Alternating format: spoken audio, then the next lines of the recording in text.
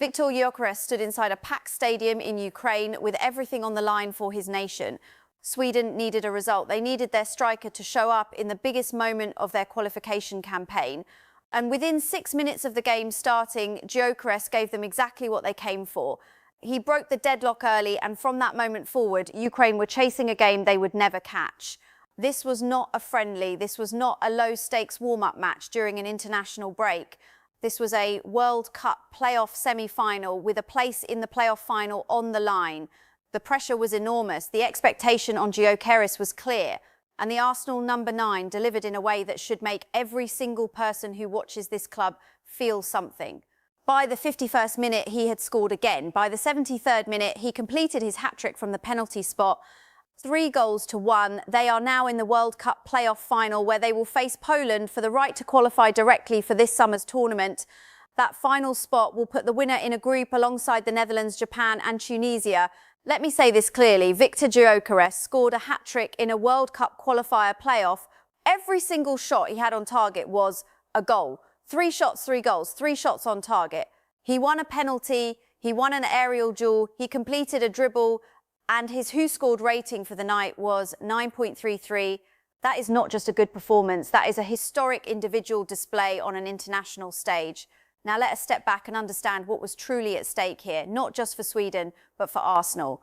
Viktor Gyokeres is Arsenal's number 9. He is the player Mikel Arteta's side depend on to lead the line as they chase what could be a treble this season. Arsenal are currently top of the Premier League after 31 games with 70 points and a goal difference of plus 39. That is 8 more points than they had at the same stage last season when they finished second. The club are in the Champions League quarter-final. They are in the FA Cup quarter-finals. The business end of the season begins immediately after this international break.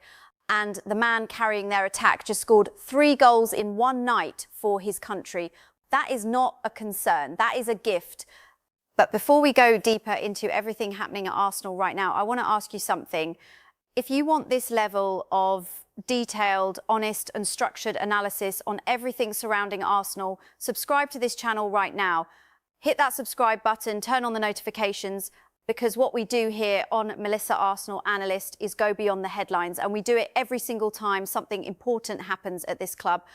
Now let us get back to the story. Viktor Gyokeres and what his performance means. The Premier League posted on their social media confirming the hat-trick, calling it the performance that sent Sweden into the World Cup qualifier playoff final. And Swedish head coach Graham Potter, who was recently appointed and has publicly backed Gyokeres as his number 1 striker, spoke after the match with words that deserve to be heard properly. Potter said, and I am reading this as it was reported, to score a hat-trick was one thing, but I thought his overall performance, his hold-up play, his defensive responsibility to the team was incredible. Now, Graham Potter is not simply praising goals, he is praising the complete striker performance. Hold-up play means bringing teammates into the game, holding the ball under pressure, linking midfield to attack. Defensive responsibility means pressing, tracking back, working for the team without the ball. That is the full package. And what Potter is telling us is that Gyokeres gave Sweden all of that and still scored 3 goals. That is elite-level output. Ukraine head coach Serhiy Rebrov also spoke after the match. He said, and again, I am reading this as reported, "I believed in my team throughout the match. We did everything we could and had chances to score, but their early goal hurt us, just as it did in the second half. We finished the match well, but it wasn't enough. Viktor Gyokeres made the difference tonight. He showed his quality and proved he's one of the best strikers in Europe." That is the opposition manager. The man whose team just lost is calling Gyokeres one of the best strikers in Europe. That is a level of recognition that carries real weight. And it comes from someone who had no reason to be generous. Now, Fabrizio Romano confirmed on his social media that Sweden are qualified for the World Cup 2026 playoffs final. This is not speculation, this is confirmed, and it happened because of a night Gyokeres will never forget. His career stats for Sweden now read 31 games played, 17 goals scored and 7 assists provided. That is 24 goal contributions across 31 international appearances, at a rate of 1.14 non-penalty goal involvements per 90 minutes, compared to Alexander Isak, who has played 56 games and recorded just 0.57 per 90. The data speaks for itself. And Piers Morgan posted on his social media with a message that I think captures the wider Arsenal fan feeling perfectly. He said that Gyokeres is hitting top form right when Arsenal need him most. That timing matters, not just for Sweden, for Arsenal. The AFC newsroom also posted the goal timeline clearly. 6th minute, 0-1. 51st minute, 0-2. 73rd minute, 0-3. All 3 goals to Gyokeres. A clean, dominant, match-defining performance. Arsenal journalist Charles Watts acknowledged the hat-trick and noted it came in a 3-1 victory in the World Cup playoff semi-final. He also noted that Riccardo Calafiori played the full 90 minutes for Italy against Northern Ireland, helping them to a clean sheet. And Christian Norgard featured for Denmark in their win over North Macedonia. Arsenal injuries during the international break. Now let's talk about the injury situation at Arsenal, because this is important context heading into the final stretch of the season. Gabriel Magalhaes withdrew from the Brazil squad during this international break due to a knee problem, and it is now clear that this was a mutual decision between Arsenal and Brazil. Gabriel had been experiencing discomfort in his knee, and that discomfort worsened during the Carabao Cup final against Manchester City. Both the club and the national team agreed the priority was managing his fitness, keeping him available for Arsenal's final push and for the World Cup this summer. The situation is that this is not described as a serious injury at this point. However, if the knee problem were to get worse, his World Cup participation could come into doubt. That is the risk the 2 sides are managing carefully. Gabriel is not alone in missing international duty. William Saliba withdrew from the France squad with an ankle problem. Leandro Trossard did not report to Belgium because of a hip issue. Jurrien Timber also could not join his international squad due to injury. And Martin Odegaard continues his recovery from his own knee injury, though the expectation is that he will be fit to play right after the break. The most serious concern in the squad at this moment is Eberechi Eze. The evidence suggests his calf injury is the only one that carries significant concern, with Eze expected to be sidelined for at least a month. The hope is that all other players will be available for the Champions League quarter-final against Sporting CP in April. The AFTV social media page shared a message directed at Odegaard showing just how crucial the captain's return feels to the fan base. His upcoming fixture list is intense: an FA Cup quarter-final against Southampton, a Champions League quarter-final first leg against Sporting CP, a Premier League match against Bournemouth, then the second leg against Sporting CP, then Manchester City in the league. These 5 games will define Arsenal's season. The entire fan base is calling on their captain to lead from the front. Kai Havertz and what he represents right now. Kai Havertz missed the first 6 months of this season. That is a huge chunk of any campaign. But he is back with the Germany squad during this international break, and his words have told us a great deal about his mindset. He said, and I am reading this as it appeared, "We have many matches in 3 competitions. I missed the first 6 months of the season, and I will give it all for the club and to be able to go with a lot of confidence to the World Cup. I want to be successful at this World Cup and lead the way." My take of that statement is straightforward. Havertz is not just thinking about survival or simply returning from injury.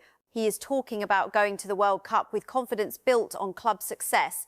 That means he needs Arsenal to win something. His personal World Cup ambitions are directly tied to how well Arsenal finish this season. That is a player with serious motivation. He also spoke about his return to the Germany camp itself. He said it felt very special to be back after such a long time, singing the anthem, being with his teammates again. And Julian Nagelsmann confirmed that Havertz would start in their next match, saying he has trained well, needs minutes, and will benefit from getting that rhythm back. Now, the question of transfers. Sky Sports reported that Havertz said clearly, "I definitely see my future at Arsenal." He dismissed the rumours linking him with a move away this summer. That is a significant public statement. It closes down that line of speculation, at least for now. And then there was the moment that caught people's attention. Havertz was asked about losing 3 cup finals at Wembley Stadium, having done so with both Chelsea and Arsenal. His response, as it was shared on social media, was honest. He said it feels like a nightmare to have lost those finals with the same goalkeeper, but he then redirected his focus entirely. He said the only thing he cares about is seeing Arsenal finally win a major trophy. And on Chelsea's current situation, he was clear. He said he plays for Arsenal now. Chelsea's situation is none of his business and they need to sort themselves out. That is not disrespect. That is a player who has fully moved on and committed to his current club. And as an analyst, I find that level of mental clarity encouraging. Noni Madueke, the emerging force. One of the most interesting developments during this international break has been the growing profile of Noni Madueke. The Arsenal winger has been speaking to the media during England duty, and his words paint a picture of a player who has settled into this club with real confidence. On the subject of Arsenal going for a treble, Madueke said, and I am reading this directly, "We're going for a treble. Mikel has been great. My teammates have been amazing. I think we've achieved a lot so far, and obviously we've got to get over the line now. It's been a good season and there's so much more left to play for." That is a bold statement from a player who only recently joined the club, but it is backed by performance data. Gradient Sports published his 1-versus-1 attacking profile in the Premier League this season, and the numbers are striking. Per 90 minutes, Madueke attempts 5.1 dribbles, placing him in the 97th percentile. He completes 2.6 of them, again in the 97th percentile. He makes 2.8 passes into dangerous positions, which is in the 60th percentile. He delivers 1.8 crosses into dangerous positions, placing him in the 91st percentile. And his possessions in the penalty area per 90 minutes stands at 8.0, which is in the 100th percentile, the very top of the division. When asked about competing with Bukayo Saka for a starting position, Madueke handled it with maturity. He said, and I am reading this as reported, "Of course it's competition. You guys probably see that more than we do. We don't see it like that. We play for Arsenal and England, and we've got the collective at the forefront of our minds all the time." Of course, he's a top player, someone I'm very close to, and I'm glad I get to play with him for both club and country. That level of composure from a young player is important.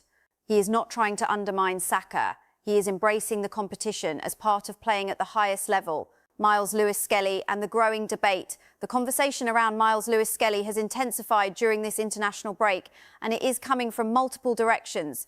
First, the historical context. TNT Sports reminded everyone that as an 18-year-old, Lewis-Skelly was Arsenal's highest-rated defender across both Champions League legs against Real Madrid last season. He received ratings of 7.5 and 8.1 in those two games. That is not a coincidence. That is evidence of a player performing at the highest level when given the opportunity. Now, Sky Sports have reported that Miles Lewis-Skelly is on Manchester United's list of potential left-back targets this summer. He is one of several names being considered for that position, alongside Newcastle's Lewis Hall and Eintracht Frankfurt's Nathaniel Brown. This is described as a rumour and a report from Sky Sports News. It is not confirmed and no deal is in place, but the fact that a club of Manchester United's size is reportedly monitoring a 19-year-old Arsenal Academy graduate tells you everything about the level of attention this player is now attracting. Ian Wright spoke passionately about Lewis-Skelly during the international break, and his words carry weight. Wright said, and I am reading this as it was reported, "There's no way Miles Lewis-Skelly, the way he started his career, he hasn't got the capability to go on and do the confidence it gives him in playing is going to be a lot, probably more confident than he is right now. He can't get into the team at the moment, whether it's Hincapie or if it's behind Calafiori. This guy is a footballer. We needed a footballer on Sunday, and those are the things that I'm sitting there watching us do nothing." Wright went further. He said that if Arsenal fans saw someone like Lewis-Skelly come on and make things happen, it would energise the stadium. He described not using the player as a disappointment. My analysis of Wright's position is this. He is identifying a genuine tension within Arsenal's squad management. Lewis-Skelly is clearly talented, clearly capable of performing at a high level based on previous evidence, yet he cannot break into the starting lineup. The question is not whether he has quality. The question is whether the competition at left-back is simply that strong. And given that Calafiori played the full 90 minutes for Italy and kept a clean sheet during this international break, that competition is not going away. Manchester City. Ben White's situation has developed in two important directions during this international break.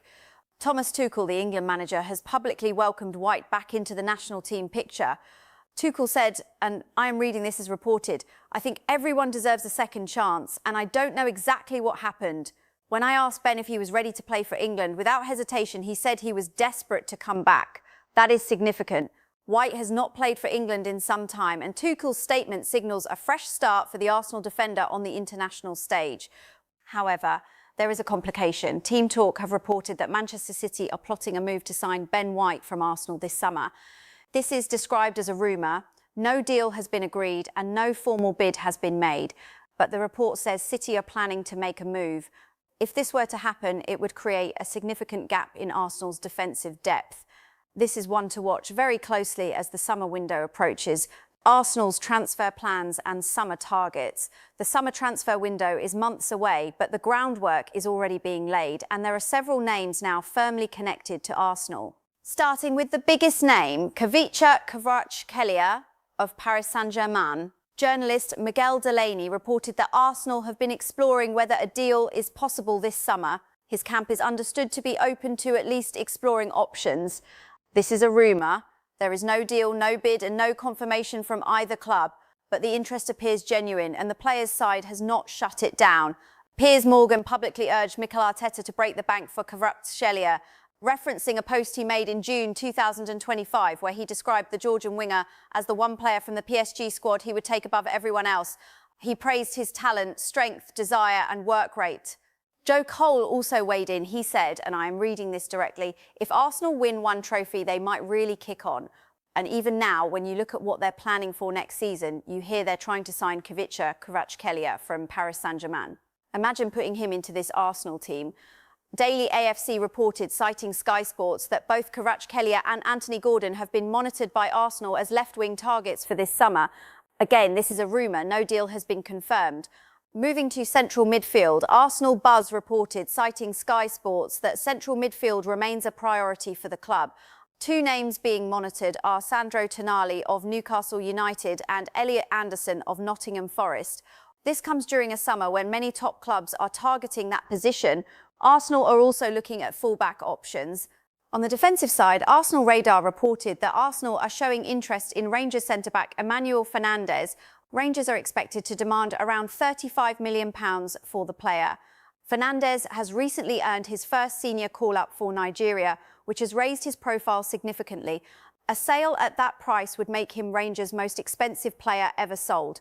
This is described as interest, not a confirmed move. And then there is Julian Alvarez of Atletico Madrid. Daily AFC reported, citing Fabrizio Romano, that Arsenal appreciate Alvarez and are among the clubs interested. But Barcelona and Paris Saint-Germain are also in the picture, and Atletico Madrid are not expected to make a sale easy. This is a rumour and a complicated one. Atletico will not simply let their player leave without a significant fight. On the positive side for Arsenal's squad, there is a promising update on Mikel Merino. Sources close to the player suggest that the Arsenal midfielder, who has been recovering from right foot surgery following a bone injury sustained in January, is on track to be ready for the 2026 World Cup with Spain. Arsenal's medical team had been targeting a return to full training before the end of the 2025-26 season, and that recovery is reported to be progressing well. Spain manager Luis de la Fuente also spoke during this period about his midfield options, saying he has the two best players in the world in the number 6 role in Rodri and Martin Zubimendi, and that they can play together. That context is important because Merino will be competing for minutes in a very well-stocked Spain squad. Let me bring all of this together before we close. Arsenal sit top of the Premier League after 31 games with 70 points. That is 8 points better than last season at the same stage. They are in the Champions League quarter-finals, the FA Cup quarter-finals, and they have a striker who just scored a World Cup hat-trick. The squad is dealing with injuries, yes, but the core message is one of strength. Gyokeres is firing, Madueke is performing at an elite percentile level. Calafiori is getting minutes and keeping clean sheets. Havertz is committed to the club and motivated by World Cup ambition. Lewis-Skelly is attracting attention from top clubs, which is a sign of quality, even if it creates a challenge for Arsenal to manage. The transfer window will be busy. Kvaratskhelia, Anthony Gordon, Tonali, Elliot Anderson, Emmanuel Fernandez and Julian Alvarez are all names in the conversation. But right now, the priority is the season on the pitch. And the next 5 games will tell us whether Arsenal have the mental strength and the quality to deliver what their fans have been waiting for. This is Melissa, Arsenal analyst. If you want analysis this detailed, this honest and this focused, subscribe right now. Drop a comment below with the name you think Arsenal should prioritise in the summer window. Let's talk about it, and I will see you in the next video.